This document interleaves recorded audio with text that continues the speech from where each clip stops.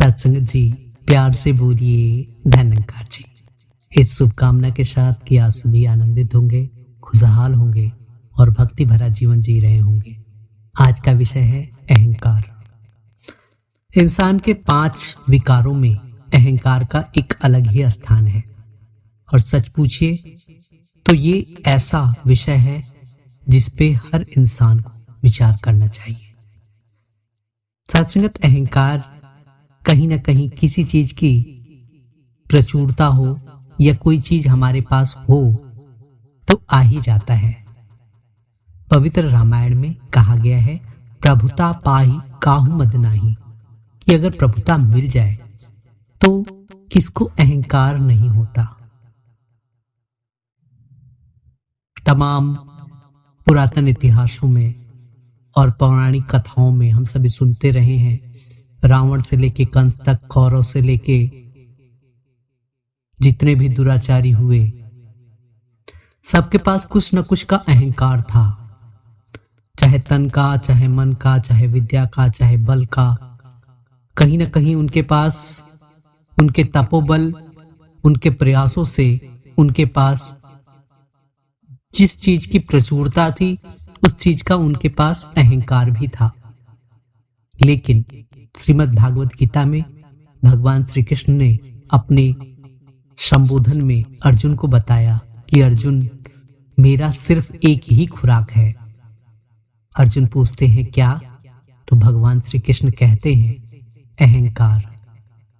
चाहे कोई तन का करे या मन का करे या धन का करे, अहंकार किसी का टिकता नहीं है, कहीं ना कहीं वो टूट जाता है।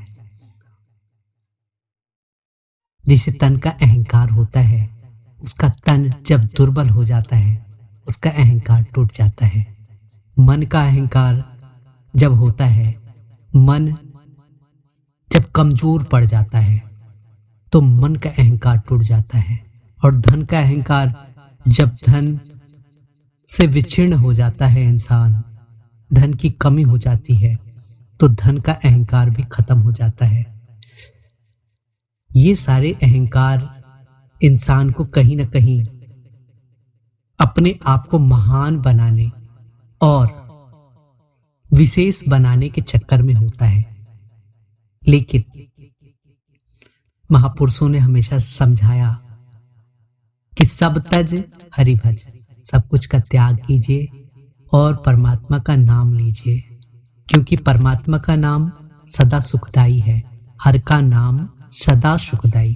हर समय अगर सुख चाहिए, आनंद चाहिए तो परमात्मा का नाम, परमात्मा का सिमरन, परमात्मा का ध्यान और महापुरुषों के जीवन दर्शन को अपने जीवन का अंग बनाना होगा।